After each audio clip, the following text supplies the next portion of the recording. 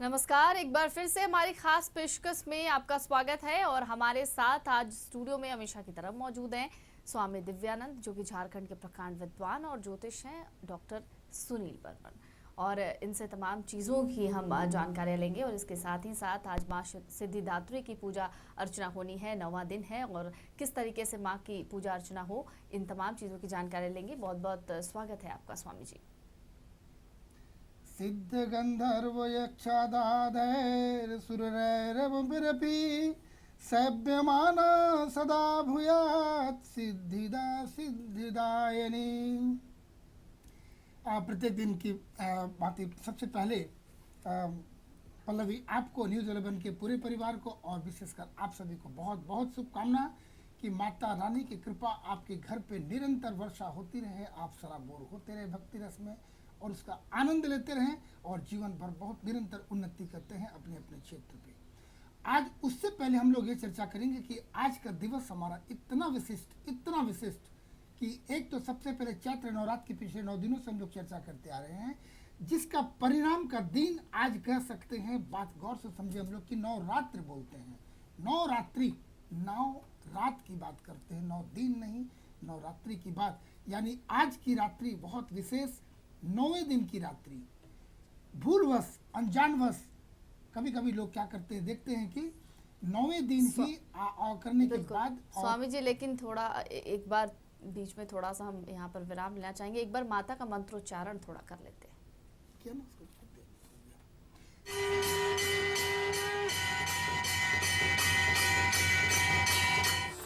सिद्धि गंधर्व यक्षाद्यैः सुरैः अमरैः अपि सेव्यमाना सदा भूयात्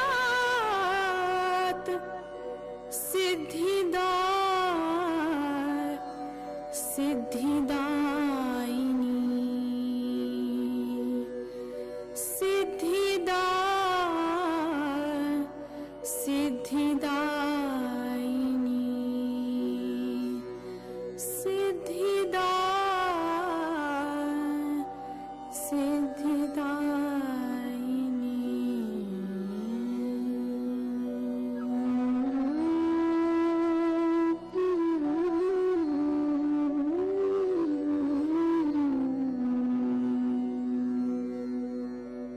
माँ दुर्गा अपने नवे स्वरूप में सिद्धिदात्री के नाम से प्रसिद्ध हैं। माँ सिद्धिदात्री अपने आराधक को 8 सिद्धियां प्रदान करने में समर्थ हैं। देवी पुराण के अनुसार भगवान शिव ने भी इन्हीं की कृपा से सिद्धियों को प्राप्त किया था। माँ सिद्धिदात्री 4 भुजाओं वाली हैं। इनकी दाईं ओर की 2 भुजाओं में गदा और चक्र तथा बाईं ओर की 2 भुजाओं में पद्म और शंख सुशोभित हैं।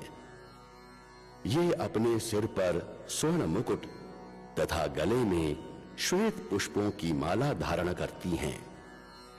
कमल पर आसीन भगवती सिद्धिदात्री की सिद्ध, गंधर्व, यक्ष, देवता और असुर भी आराधना करते हैं। नवरात्रि के 9वें दिन इनकी आराधना की जाती है। इनकी उपासना करने वाले साधक के लिए संसार में कुछ भी दुर्लभ नहीं रहता, अर्थात उसके अंदर सब कुछ करने की सहज शक्ति प्राप्त होती है।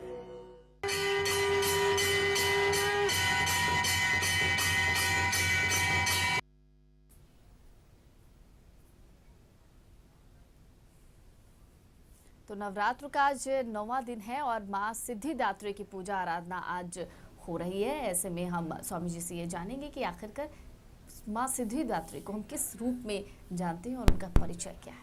हाँ, हम लोग चर्चा कर रहे थे अभी इस मंत्र उच्चारण के पहले कि आज के दिन की चर्चा भी हम लोग थोड़ा कर ले पल्लवी, अवश्य कि आज का दिन को इतना विशिष्ट। सबसे पहले यानी ये मेरा कहने का तात्पर्य है कि आप अपने मानसिक तौर पे अपने आप को इतना तैयार कर ले कि आज के दिन यानी भगवान की कृपा वर्षा, आज भगवान स्वयं सामने आकर खड़े हैं विभिन्न रूप में कि हमारे संतान को आज कैसे हम ज़्यादा से ज़्यादा हम दे पाए। तो राम नाम की लूट है, लूट सके तो लूट जो कहा गया है। आज वर्षा है, आप कितना ले पाते हैं, कितना बटोर पाते हैं, कितना समेट पाते हैं, ये आपके ऊपर है। श्री हरि विष्णु जगत के पालनहार, उन्होंने इसी धारा पर जमीन पर उतरा था हमारे लिए, आपके लिए एक राम लीला करने के लिए।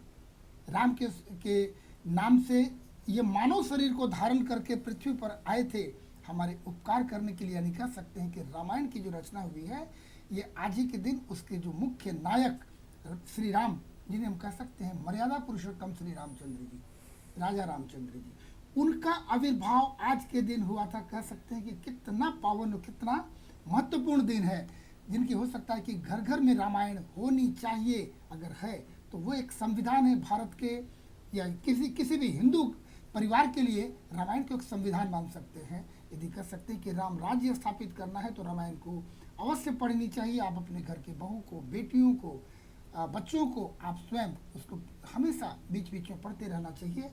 आप उससे एक तो बहुत ही पापों का नाश होता है उतने भगवानों का नाम लेने से, और साथ ही साथ उस संविधान को जब हम जानते हैं तो आपका घर का एक परिवेश बदल जाता है, आपकी जीवनचर्या बदल जाती है, दिनचर्या बदल जाता है, आपकी जीवन शैली बदल जाएगी और निश्चित तौर पे आप एक महामानव के मार्ग पर चल पड़ेंगे।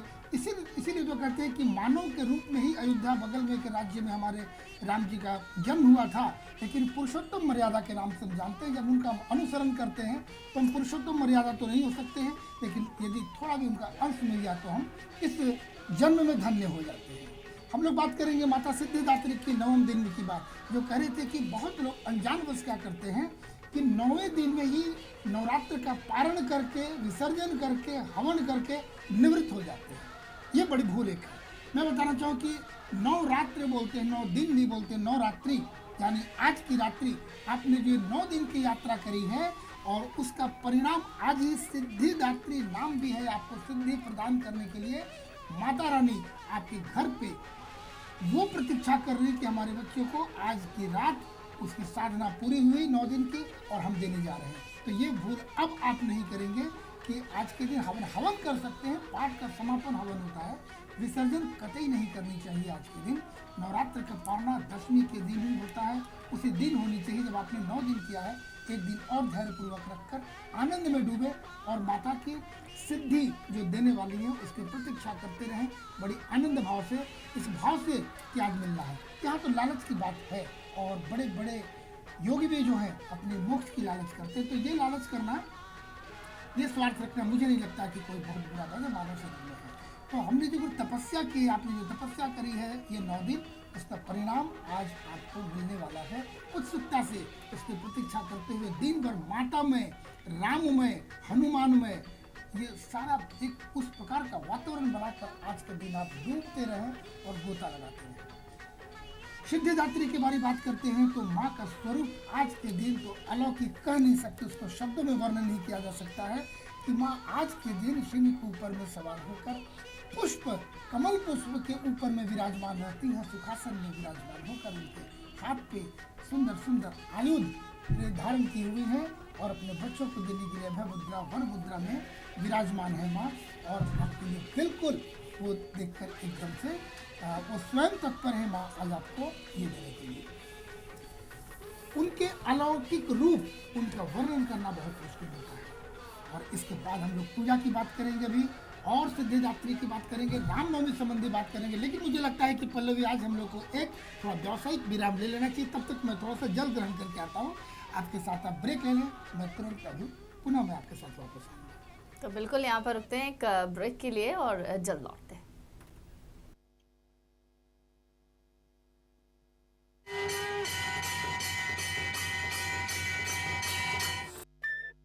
अम्मा मियाँ मजाक तो नहीं कर रहे हो? मुर्गा 60 কি বলছে?